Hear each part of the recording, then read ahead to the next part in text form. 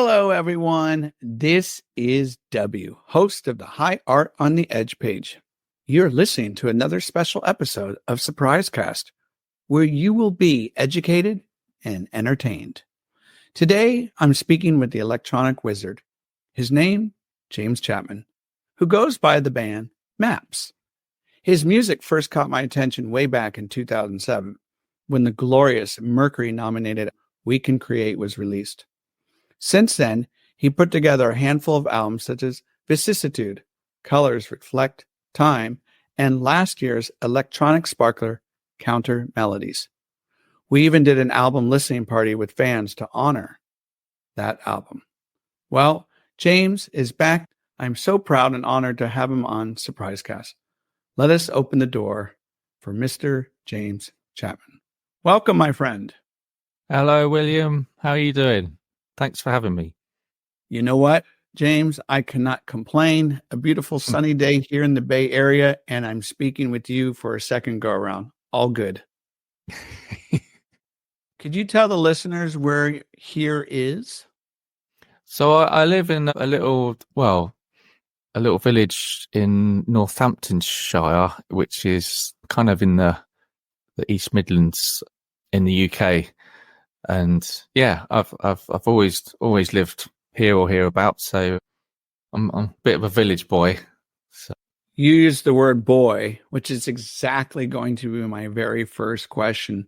Who was James Chapman growing up? What type of boy was he?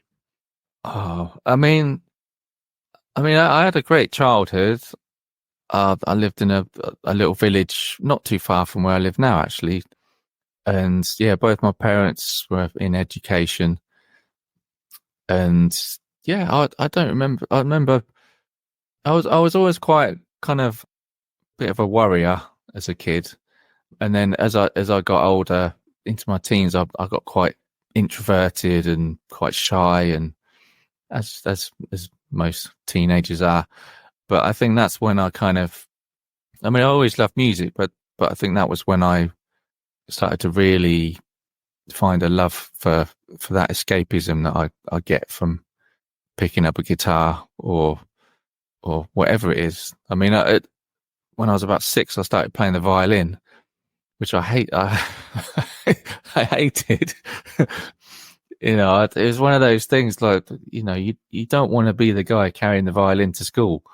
You want to be playing football. But I'm really grateful that I did now, because it gave me a real grounding, and I took it quite a long way. I kind of used to play in kind of orchestras and things when I was older.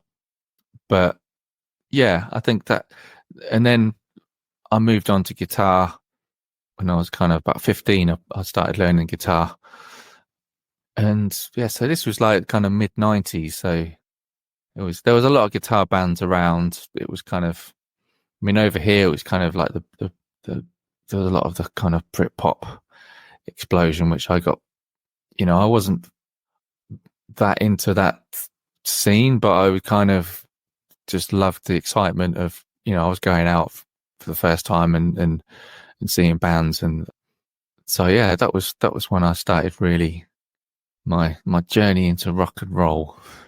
Before we go deeper into that journey, I want to learn a little bit more about you being a worried child. What do you think brought that on? I was just that type of kind of sensitive and kind of introverted, and I had a good group of friends at school.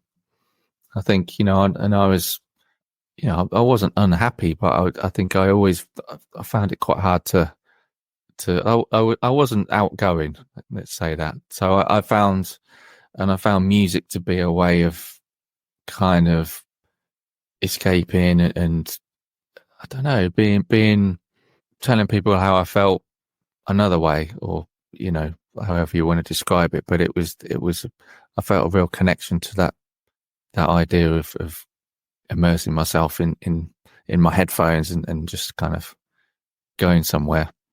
Would you say that was kind of your medicine, if you will? Definitely, yeah. I mean, it became so a bit later on. I mean, growing up, I wasn't I think that tendency to be shy and introverted definitely got more as I got older. And yeah, I went off to college kind of when I was 19, and I just didn't take to it at all.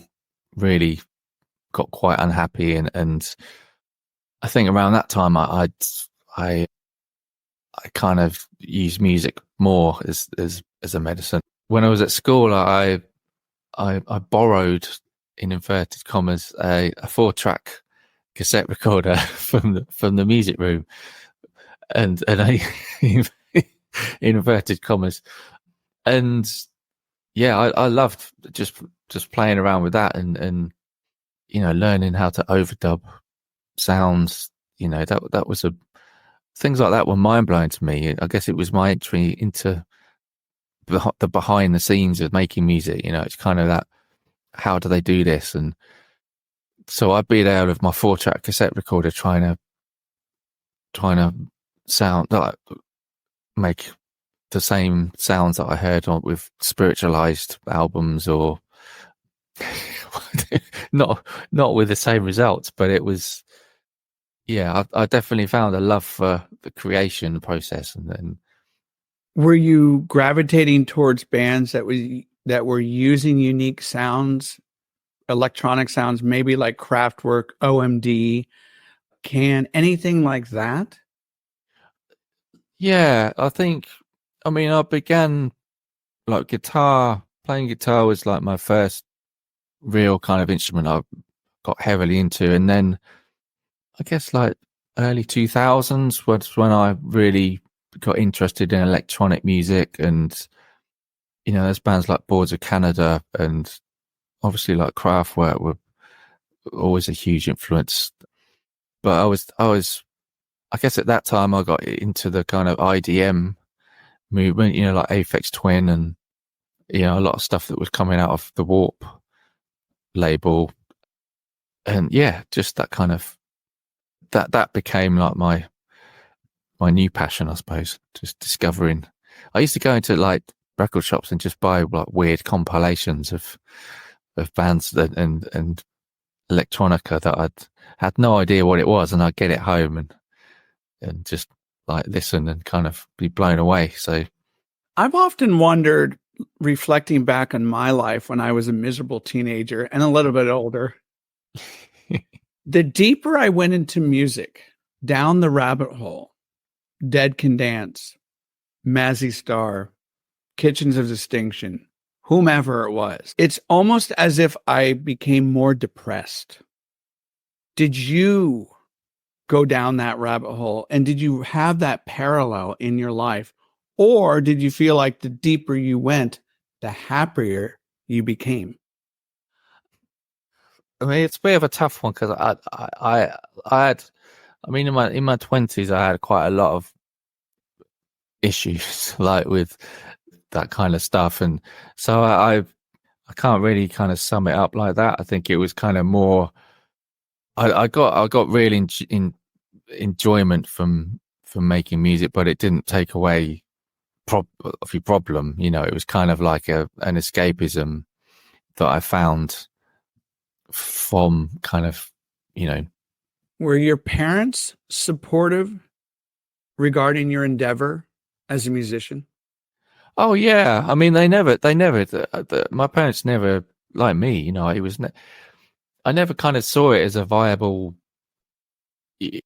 career path. It was just something.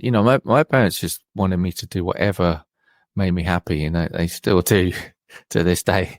They're both retired now, but they just want me to, do what makes me happy. So when did you realize, okay, I've arrived. I am now considered to be a professional musician, in the trajectory that you want to go on this pathway of that is the career I want? When was that? I think it was like around the time that Mute became interested, and then I realized, it was kind of. I think I've always struggled with just self-belief and just kind of believing that what I've done is good enough. So it gave me that validation that, you know, it was. And I think from then on, like, I really started to believe more in what I was doing as a viable career. And so, yeah, I think it was having that, you know, at the time it was like a lifeline. It was like, you know, I didn't have any other kind of options, like, really, of kind of, because I dropped out of college, and, you know, so it was very much like a Hollywood movie. I was swept off my feet.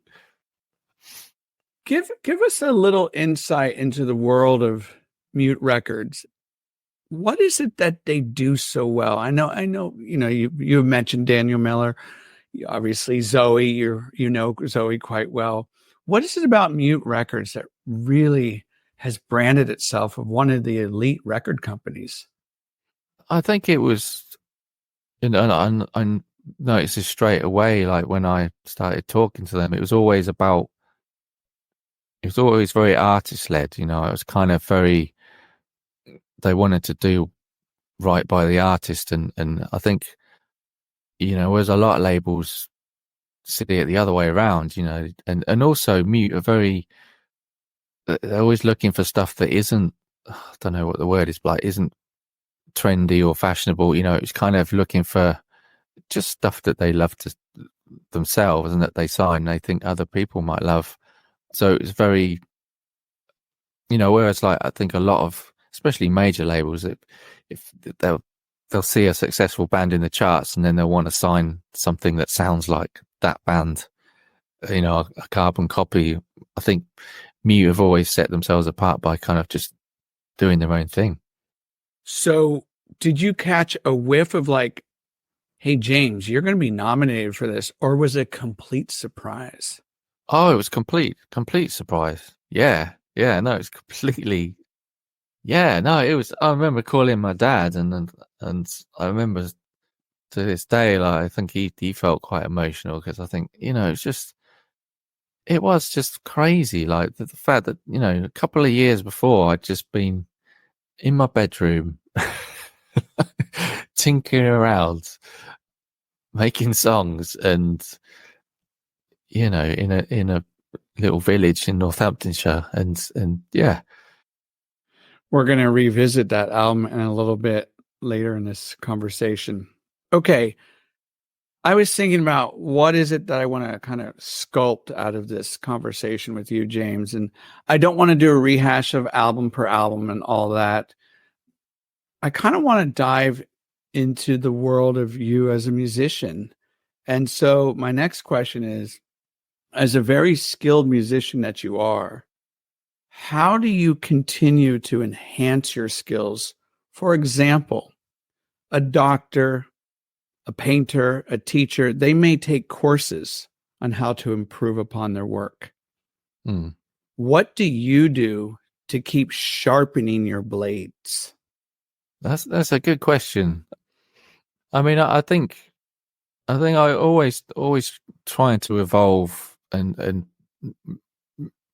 not get too comfortable in what I do with, like, project to project or album to album. It's kind of, you know, I always wanted to push what I was doing, and if things feel too easy, I'll kind of try to work a different way, or yeah. I mean, it gets, I think, over the years it becomes kind of like, I mean, it's, I think that the challenge or the temptation is to think that you need more equipment, or that you need, you know, it's always, oh, if only I had that synthesizer, or if I had that guitar, or if I had these plugins, or, and that's really, like, what I've learned the most, is that you don't need the best equipment. You kind of you just need to have the ideas, and it's much better to work within limitations, like with what you use. So I try not to stray too far from, you know, because there's infinite possibilities, obviously, with, like, recording and software. It's good to kind of set some parameters so you're not getting distracted by, choosing the correct reverb when you really should be thinking about trying to write a melody for a song. So it's those kind of things. I think I've learned that it's much ideas and passion are much more key than having the best synth or the best setup, or I've never bought like a really expensive synth, really.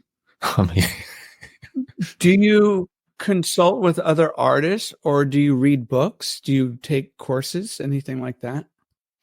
It's definitely like talking to other people.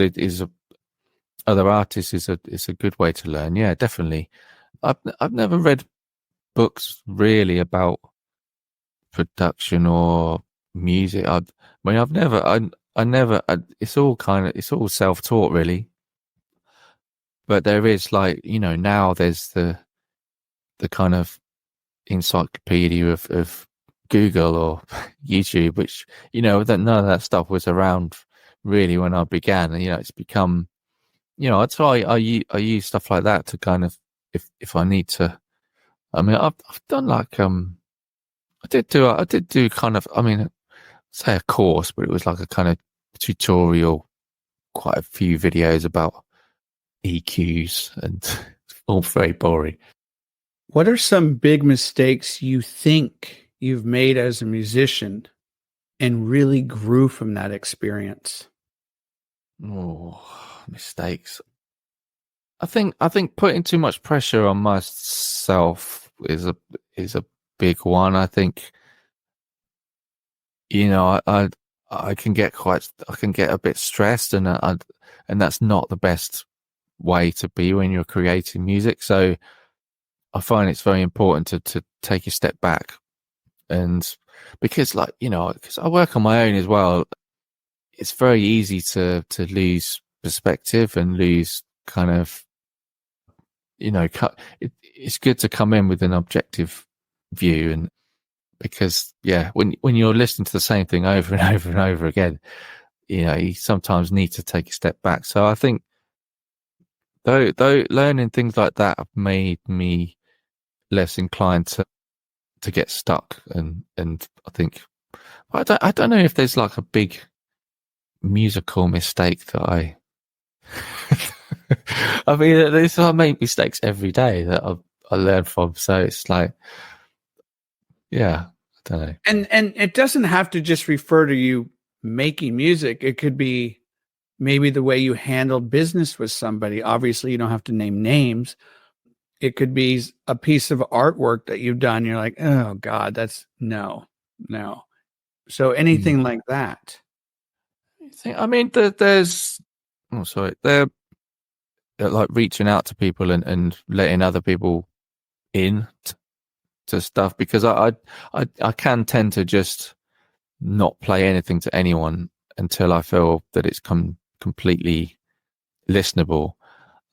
And I've learned that it's good to kind of get feedback, and sometimes it's good when someone tells you what they really think. I think that comes from a lack of self-confidence. I think I still have that in me to kind of not to worry what I'm doing isn't good enough.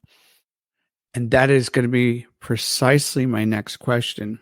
When you are struggling with music, do you have someone you can go to in order to receive some constructive feedback, suggestions, or just some support? Yeah. I mean, it's always like my label are great, but I think even then I tend to wait until I've got stuff to a certain point before playing anything to mute.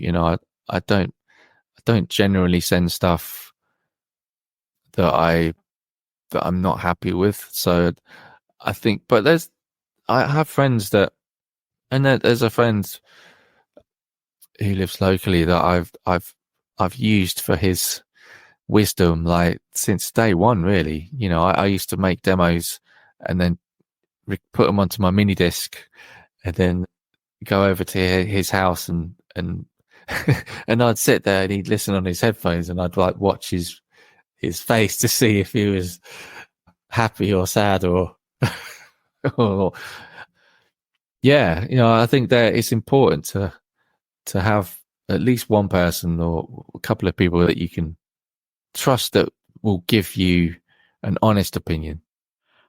With your albums, vicissitude, turning the mind, colors, reflect time, all that stuff, for actors, it may take them a while to leave their character after the movie is done. So, James, typically, how long did it take for you to be like, okay, that album is completely out of my system. I need a break? Is it like a week after it's released or finalized in the mixing? Let us know more about how that Yeah, feels. no, that's a really good question, because I mean, it's always a weird time, like when you put an album out and kind of you know that it's out. I mean, it's really exciting as well, but I think you're kind of starting afresh with the new ideas for the next thing. I mean, I suppose, with this album, I still worked on stuff all of last year as well, which came out after the album. So I did counter mixes, which were kind of like I reworked 6 tracks from the album, kind of, yeah, in a kind of like remix style fashion. And then at the start of this year, I released 6 more tracks that, I mean, originally they were in the running to be on Counter Melodies, but I worked on them again after, and they became a kind of like a companion piece. So I suppose in that sense, I've very much still been in Counter Melodies land all of last year. I think now it's like, now the kind of those things are out, and I am starting to think about the next thing. That's when it's kind of, yeah, you have to kind of reset your brain. Like, I find that because you've been living in a certain world for so long, and in like with what I do with my albums is try and keep within that world. So I think, when I'm making music, I I save certain sounds or certain channel strips in Logic that I'll use again, slightly tweak. So you're kind of using the same sonic palette within that world. So, and that comes over time, it comes like hours and hours of just trial and error, and making sounds and then saving them. And so to start something new, it's like, okay, well, it's a blank slate. Where to go now? So yeah, which is kind of like where I'm at the moment, in the stage of just experimenting and trying ideas out, because I never really have a master plan. So I want you to go back to 2007, 2008, 2009, and I want you to think about what were some of the challenges of being an artist back then, and what are some of the challenges you face today? Good questions. These are really good questions. Thank I you. think, no, you're welcome. I'm sorry if I'm not giving you very good answers, but I did think, like, with this question, I think the main difference is, like, when I started out, the struggle was to get your music heard, and I think now it's like it's a lot easier for like different reasons. Like, there's so many people releasing music now. You still got the same problem for a different reason. It's kind of almost like there's too much for people to choose from. So I think back when I started, record labels very much the gatekeepers of putting records out. It was a bit like signing to a football team. It was very much, that was the aim, to get on a label. So I think that's changed a lot. And obviously, like, the digital revolution. I mean, when I started out, MySpace was like in its infancy. I remember going to Mute once, and I had like a workshop. Zoe did a workshop about MySpace, and I walked in, and like she was like telling me, "This is this new thing called MySpace, and you need to set up a profile." And I was like, "What?" And I was thinking, "Oh, this is never going to catch on. All this digital stuff." Just rolling my eyes, and then yeah, here we are. So obviously, I think that's been the major change, and I think as well, it's we're part of a quite, I guess, like privileged group of people that have seen both sides of that change, and there eventually will be a generation that only know an age with the internet. There's always obstacles to kind of get your music heard, and I think, yeah. Well, I've heard, piggybacking off of what you just said, I've heard from artists that the double-edged sword of the internet, social media, one side, you can use it to really capture a lot of fish from the sea, right? Mm. On the other side, it's this constant fertilizing and nourishing and going back and posting. And do you ever feel overwhelmed by using Instagram and X and all that stuff? Oh man, on that carousel? Yes. Yes and yes. Yeah, I mean, I have a bit of a conflicting relationship with it all. I mean, I think it's been amazing in a lot of sense, for stuff like this, for me to be sitting here talking to my friend in San Francisco, as if you're in the room with me. Technology is amazing. It's like it's like science fiction has come true in a lot of ways. But yeah, I do find the social media thing is quite, I suppose for someone of my own, I don't know, upbringing or personality, I'm quite introverted. I've never been one to kind of self promote, which you kind of have to do now, and it's very much that's the new era in which you're kind of telling people what you've done every day, every minute of every day. So I try to dip in and out, because I think if I got too swept up in it, I do think it does affect people's. I mean, this is a whole different podcast maybe, but I think there's, I do worry about kids and how they're going to adapt to it all. But there you go. But don't you think, just to play devil's advocate here, James, the beauty in self-promoting is you are carving out your identity as you go. You get to say pretty much kind of what you want to say in your posts. This is generally speaking, of course. But I have found it to be very liberating and I have found it to be, I'm at my best when I'm able to express myself the way I want to do it. And that's kind of my approach when I was an educator for 20 years. When I wasn't shackled by administrators telling me and wagging the finger at me all the time and do this. Now, to some degree, I understand they're my boss and there are some things I have to adhere to. But when that door shut and I was ready to rock and roll and be that teacher that I could be, that's when I felt like the lion was out of the cage and I had complete control of my delivery and all that. So do you understand what I'm saying there? Like, do you find it? I do, yeah. I mean, but I guess I would bat that back and say, like, I kind of do all that with I'd like to do all that with the music, and I think it's just the time. I think I'm not great at kind of managing my time with, because I'm not very good at it, like with Instagram and stuff like that. So if you're kind of constantly worrying about, oh, have I posted this or done that? I'd much rather be spending that time creating not kind of worrying about. Do you know what I mean? It's that's I guess that's my confliction I've always felt.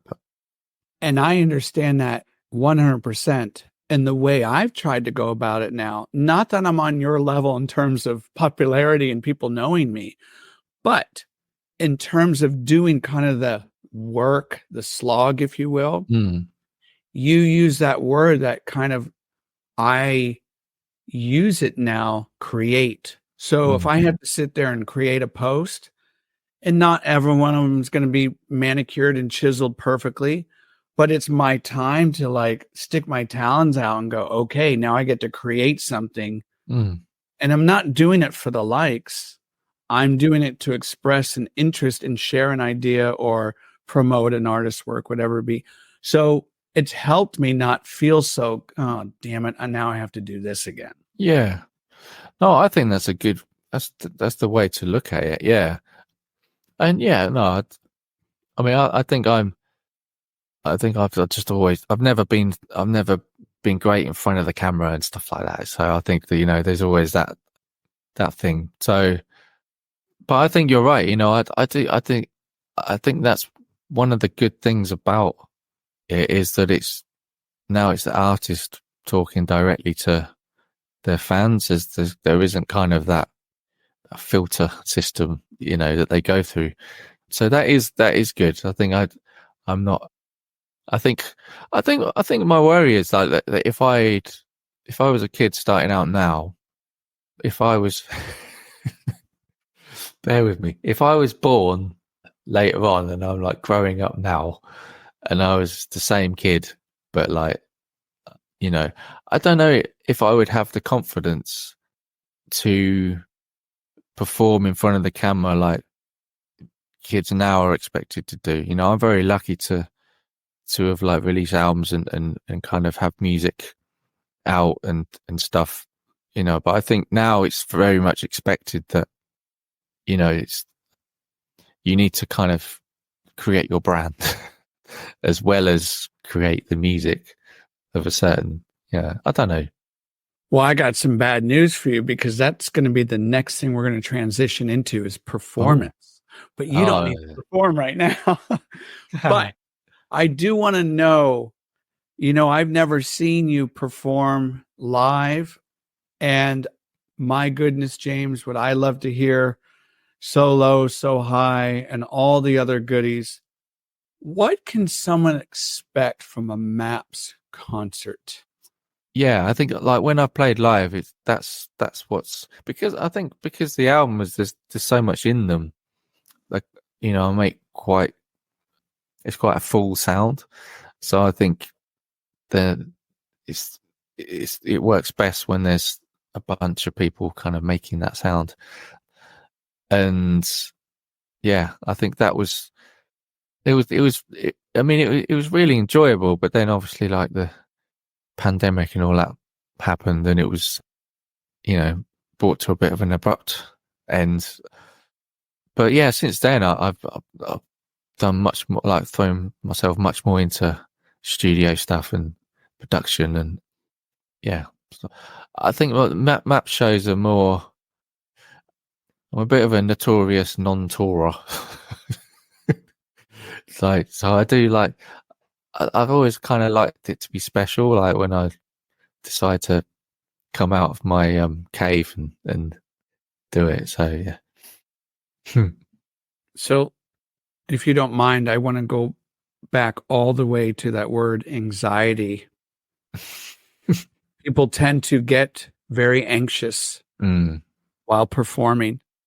Are you one of those type, or do you feel like, ooh, this feels like home to me? This feels very calming. When I was younger, like definitely with the Maps gigs, the early, first album and stuff, I'd use other means of controlling that anxiety. I'd drink before going on, but I don't do any of that now. I quit all the alcohol and drugs back in November 2009. So I'm a Mr. Sober. So, but weirdly, like I'm less anxious. And I think it's to do, I suppose, I'm a much more content and I suppose like, don't want to sound hippie, but spiritually better in myself. So that's a big part of it. But also I think it's about rehearsing for me anyway. It's about practice and practice and practice. And almost like when I go on stage, I'm not leaving things to chance. I know a lot, there's other people who would say, they like to rock up and plug in and see what happens. But I've never been one of those people. And I think, what helps my anxiety is being happy in the knowledge that if something does go wrong, then it's nothing that I could have controlled because I've put so much work into it, if that makes sense. So yeah, and that does reduce, but obviously I get like stage nerves and performance anxiety. But when I'm actually on stage, that tends to dissipate, and it's it's all in the lead up to the actual event. Let's talk about a few songs, if you don't mind. I want to go back to We Can Create, and there's a song on here called Liquid Sugar. Oh yeah. And that is a song that is near and dear to my heart. It's traveled to many places in the world with me. But let's take a listen to this song, and afterwards, I'd love to hear your analysis. Okay. This is Liquid Sugar, Maps, from the album We Can Create.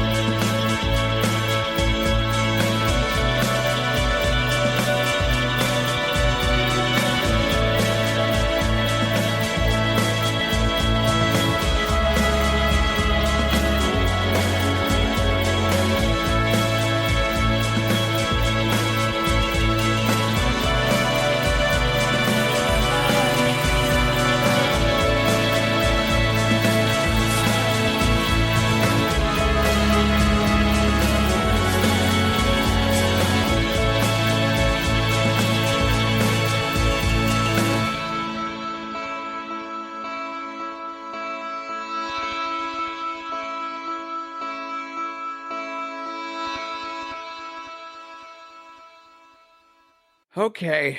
It's hard to put into words what that song truly means to me. Give the listeners a little bit of kind of forensic analysis. Hmm. Firstly, thanks for the kind words, man. You're the best.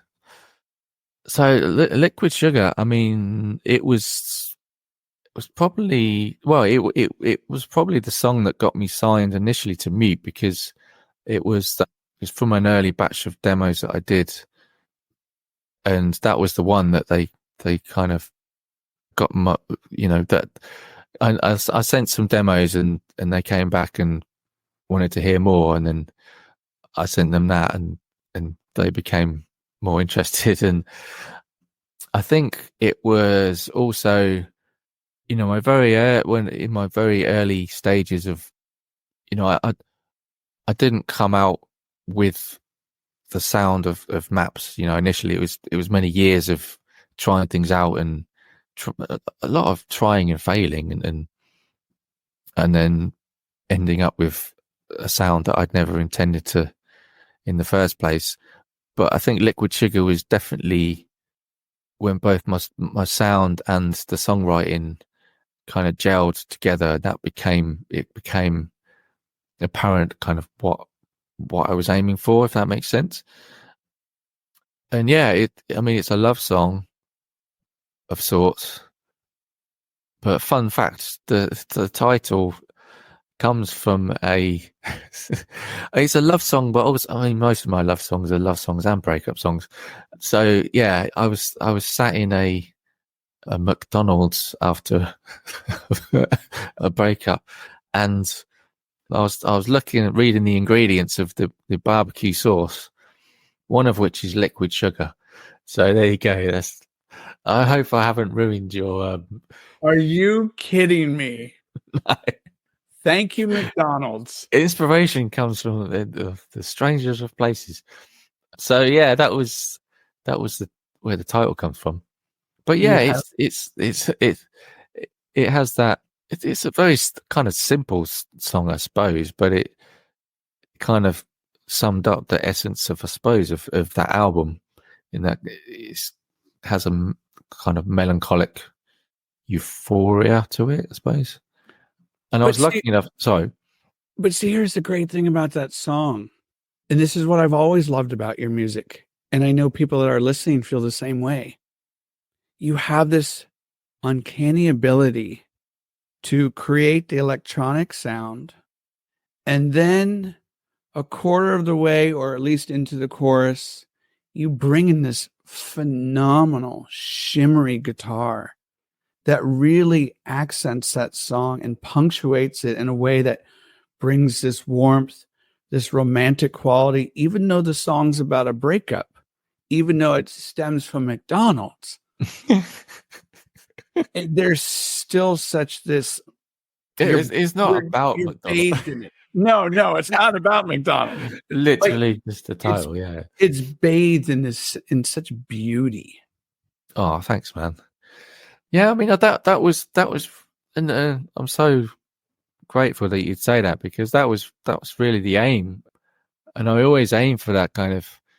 I call it like the shiver test, which is like where I'll get a certain moment where I'll just know that things are working, and sometimes it's like the shiver, or just a moment of you say, oh yeah, this is it.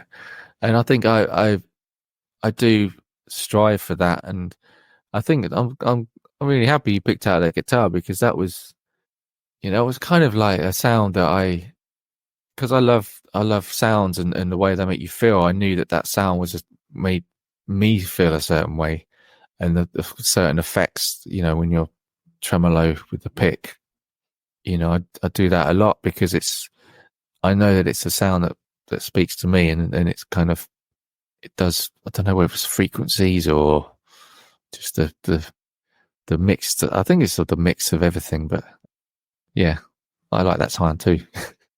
It evokes a sadness to me. It's like a character in a novel or a book, a movie as well. That specific part, and anyone that I have shared that song with, nobody has come up, back to me with no response.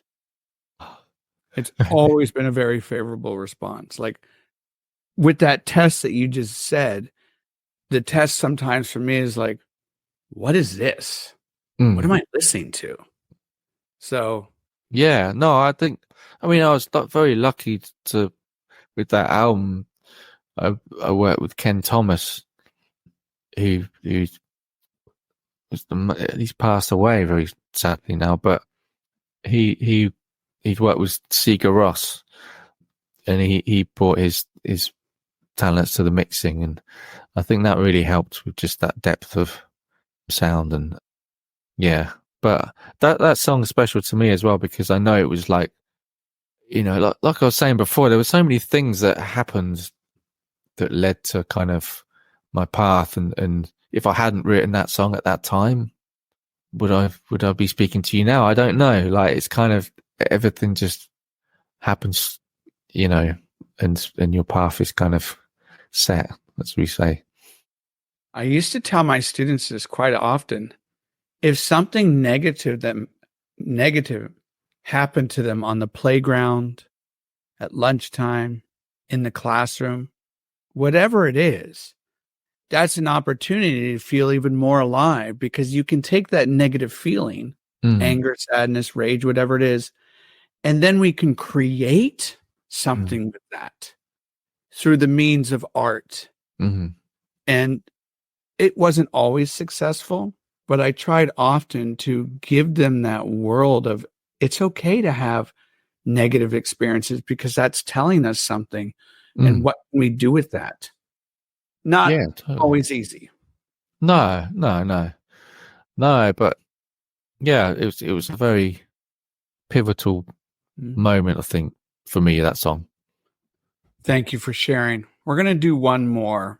Now, before we take a listen to this song, I will tell you, there's a song from a movie that everyone knows. It's called Born Slippy from Trainspotting.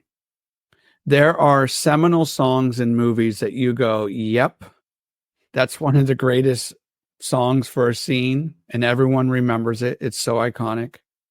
I remember hearing this next song, James, and I messaged you immediately. I messaged my girlfriend, and I said, you got to check this song out. There's the litmus test, right? So what we're talking about is 1 a.m. off of the last 6-song EP, if you will. Yeah.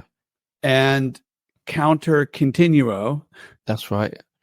And this song is so soaring. It's got so much altitude to it. It has so much emotional depth. It brought me a little teary-eyed, because I felt I was kind of crawling out of my skin and a flight, if you will. Stuff you've done before, but there's something in the mixing going on here that, to me, this is a perfect song. So we're going to take a listen to this track, and I hope for all the people listening, you can kind of understand what I'm talking about. Here we go. 1 a.m. Maps.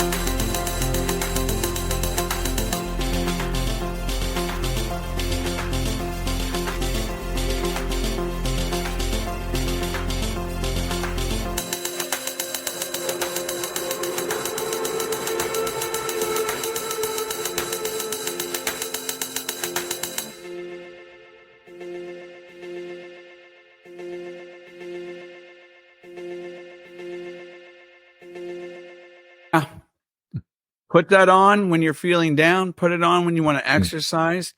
Such great utility to it. Give us the little backstory on this amazing song. Oh, thanks so much. I'm really grateful that you're into it, and I think this song was probably one of the first ones that I wrote kind of for counter melodies. It was initially, but it was initially very different. It was like double the speed. That refrain there. Originally, it was, and then I was like, I love this melody, and I love the chords, but it's just not, as you said before, I'm not getting that feeling. So what I did was just I pulled time stretched a lot of it. I used a kind of half the tempo, and for some reason like that, when I did that, it kind of had a certain sound that made me feel much closer to what I was trying to do. So yeah, but then it didn't really fit on counter melody, so I kind of kept it on the back burner, and it came out the start of this year. But yeah, I think there's, because I'm singing on this song as well, but it's very deep within the mix. It's kind of almost like just an instrument within the other synths and stuff. And I think that adds kind of like that choral sound as well. But yeah, no, I'm very pleased that you like it, because I do spend a lot of time on these songs, as a lot of people work on their music, and you're never quite sure, and then you put it out into the world, and to hear that people have connected with it the way that you have yourself is amazing. To me, it's like a Danny Boyle moment, and I mean that with great respect. The great director, he knows how to use music in movies so well, in my opinion. And to me, that is a song that I feel that he, along with other directors, could incorporate in a very pivotal scene, something that kind of underscores a character's feeling or a situation they've gone through. It is full of, like I said earlier, it's full of wings, and it takes you on this journey, this almost spiritual journey, that if we were to go through when we pass, this feeling that we could actually feel that moment when we leave. That's how I interpret it. And yeah, it really is one of your greatest pieces, if I may say so. Thanks, man. Of course. Yeah, I mean, it was one of those that I worked on a lot of these tracks at night, but weirdly, when I've always listened to it, I always kind of feel the sun coming up. It kind of has that, I don't know, like rebirth or something. Like, I suppose in a similar way, it's like, it's a kind of, I think the way it starts as well kind of fades in and then becomes like this huge monster of sound, which I do enjoy making, monsters of sound.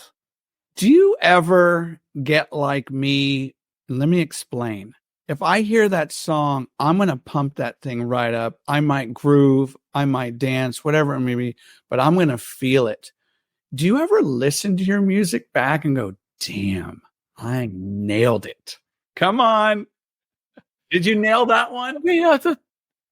I mean, if I didn't, then I would. I mean, what am I doing?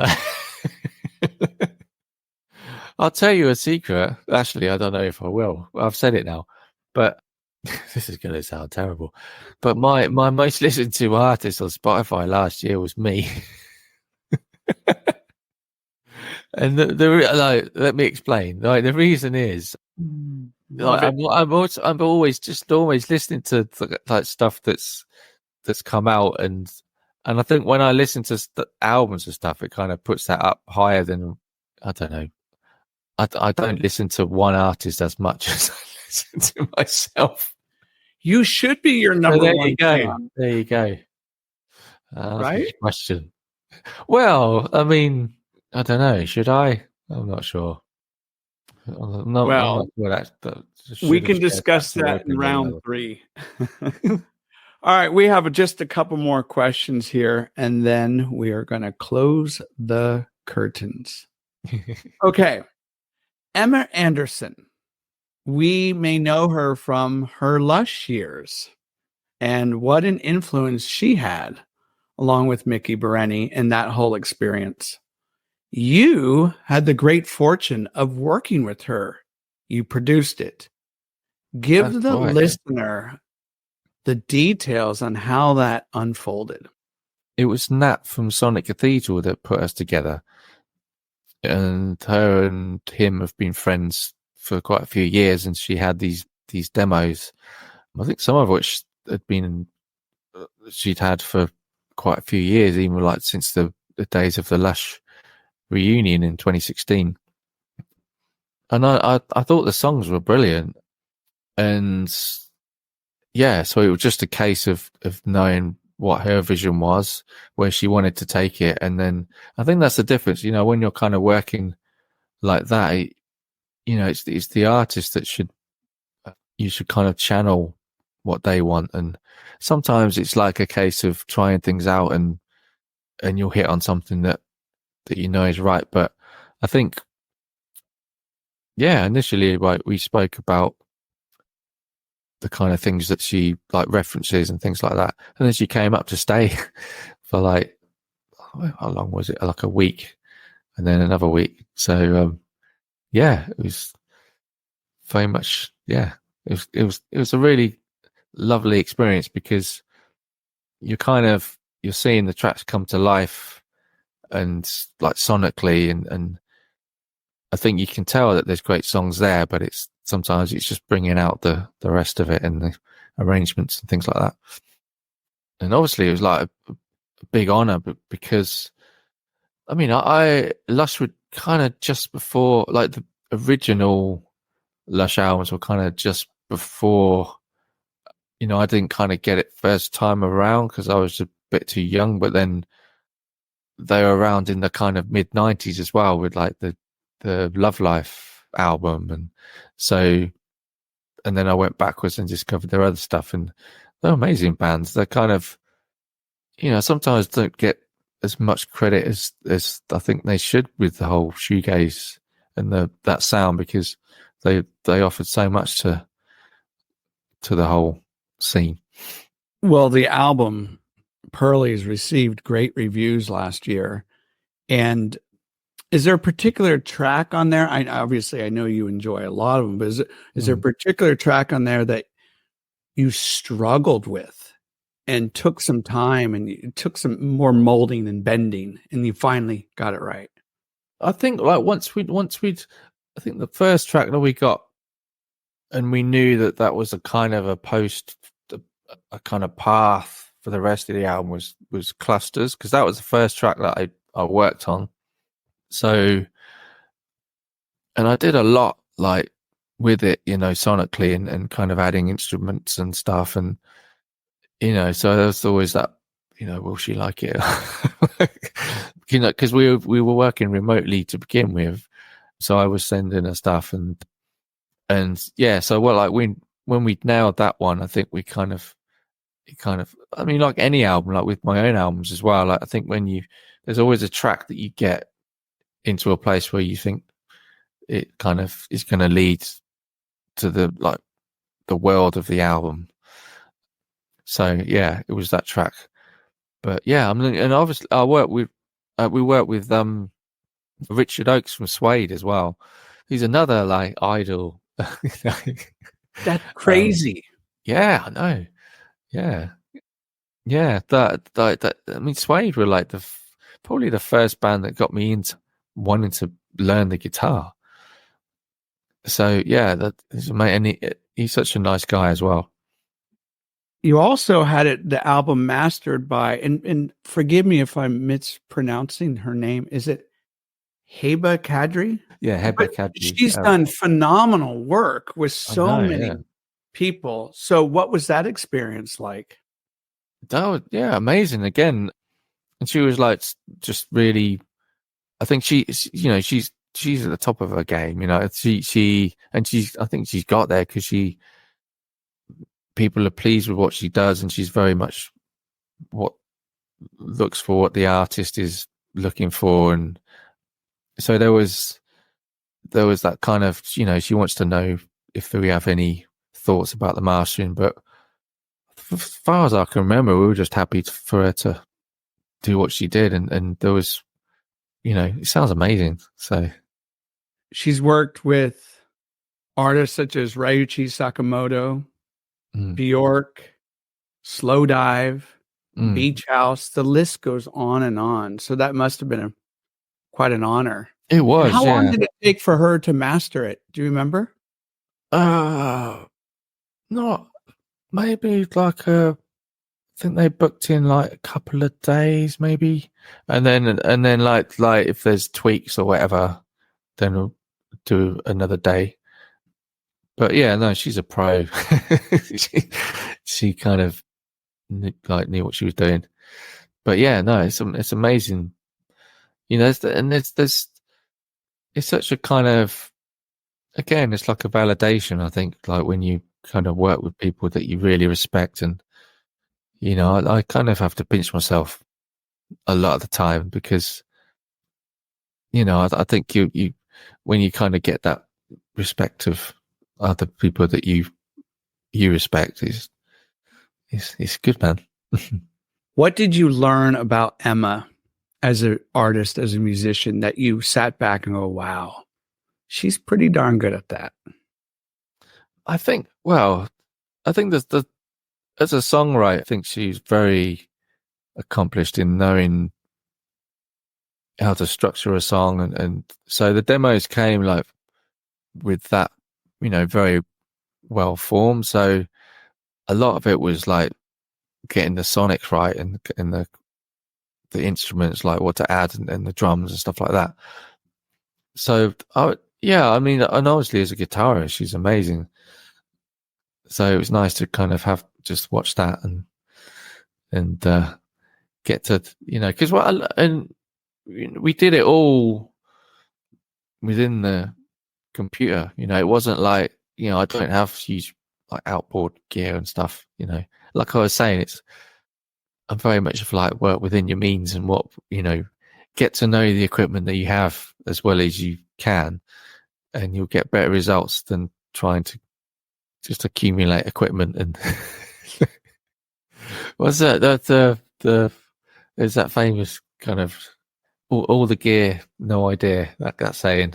But, like I said earlier, it received great reviews last year, and it's a really wonderful album. So thanks, all man. people listening, you can all check it out on Bandcamp, Spotify, all that stuff. Thanks. So we were sorry, we were just say we were both really happy because I think as well, because she's been away for, you know, for a little while, and you know, there was that tentativeness of, you know, you want to make something that Lush fans are going to like, but also really wanted to do something that had a fresh sound and something that kind of stood her apart from, you know, this is me now rather than I'm Emma from Lush, you know. So, and I think we did that because it did get really well received. So just, yeah, very chuffed. Well done. Yeah, it's has great diversity to it.